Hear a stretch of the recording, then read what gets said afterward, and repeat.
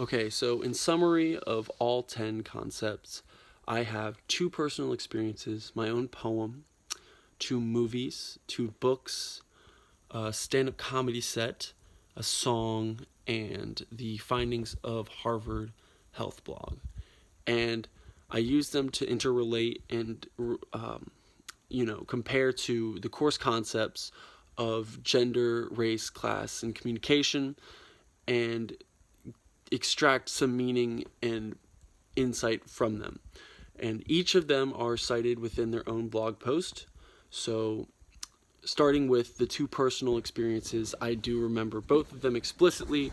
The first of which is in support of the course concept of criminalization in the youth control complex, where I was personally criminalized and asked what I was going to buy or what I was going to steal with the backpack that I was wearing as a 15-year-old, which did impact me a little bit. I was kind of shaken up, like, what do you mean?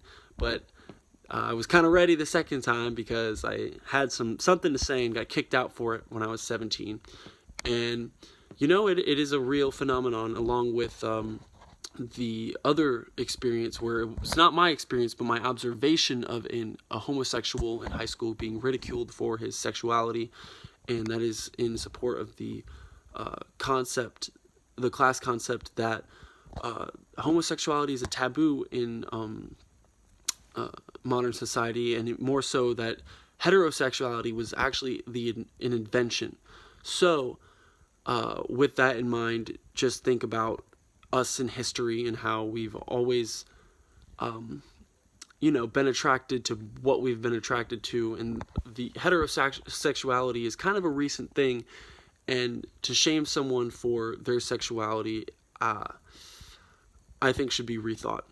Now, my poem was used to relate to the experience of the American Indians, where my poem is about the construction of CNU and the systems of oppression behind it, and that is the course concept that I support, with the comparison between the two, which being the systemic oppression and assimilation that was in play when the American Indians were removed from their homes and the black community was removed from their homes when CNU was being built. The two movies are Easy A and 21 and Over, where I relate the course concepts of slut shaming to Easy A and the model minority for 21 and Over. Slut shaming being the main problem for the protagonist in Easy A. She was slut shamed for something she didn't even do, and I related that to how the woman in the course video had not even had sex under her own free will and was being shamed for it. And if that does elude rape, so if society is shaming for possible rapes, that is something bad that can be said about slut shaming, and it should be done away with. The 21 and Over film features Jeff Chang and the protagonist, where he gets kind of held to a standard of excellence that he doesn't believe is attainable, and the pressures that he feels from his father and his friends are weighing too heavy on him, and he cannot take it anymore. And that is another issue in society today that could be done away with. So the stand-up comedy set is Al Madrigal, where he talks about the immigrants who are staying in Home Depot waiting for labor and work. And I feel like that is pretty low standard of living, and it is kind of a thing in society, and law lets it happen. And I feel like it's kind of a reflection on how lowly we think about immigrants. And I related it to the course concept of the myth of immigrant criminality, because I believe it's a result of how the myth of immigrant criminality being that we believe in higher criminal rates with the immigrants, even though there isn't one, draws into why us as a society, or maybe just the government, thinks so lowly of immigrants. The two books, the first of which being Viktor Frankl's meaning of Man's Search for Meaning, and the second book being One Piece. What I read as a kid, are both related to the course concepts of toxic inequality and hegemony and hegemonic behavior.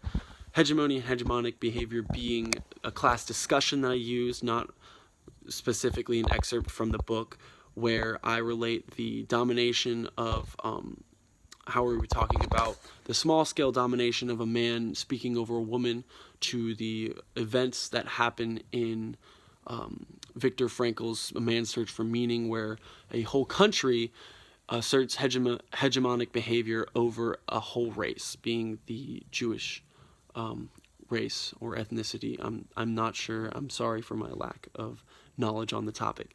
Now, toxic inequality is related to the book One Piece, when in the book the higher class society is blaming the lower class for being born that way, and I thought that was parallel to how the upper class might tend to think that the poor are poor because of their own qualities rather than being born into a system of poverty, which I think could be present in society, and that is what the course concept might uphold as well. Excuse me. The domestic abuse course concept is linked to the song "Last to Say," which is a very, very deep song about domestic abuse and a woman's justification process toward that and her husband. And some answers from Beverly Gooden in the, I believe it was one of the course concept Why I Stayed, I believe, is where she gives some closure and some answers to why someone would stay, and that would be love, protection, which falls under what, like, love, I would assume, to protect the other person, children, which is another one, finances, and that is something to be considered when seeing a spouse stay with another abusive spouse, and thus significant. And lastly, I use the findings of Harvard Health Blog to show some statistics on the maternal mortality rate, and how that shows some oppression or maybe lack of attention in the medical system of America for Black women, revealing some statistics that are shocking. And that is related to the course concept of Black feminist activism, where an 11-year-old speaks on it, and all of those voices that have gone unheard or unrepresented. She uses some gun violence and some victims of gun violence to stake her claim. And I think that those statistics don't lie. I think that there should be some activism and some stepping up in America for that issue. And that will conclude these issues and artifacts and concepts that I have culminated in these blog posts. And thank you.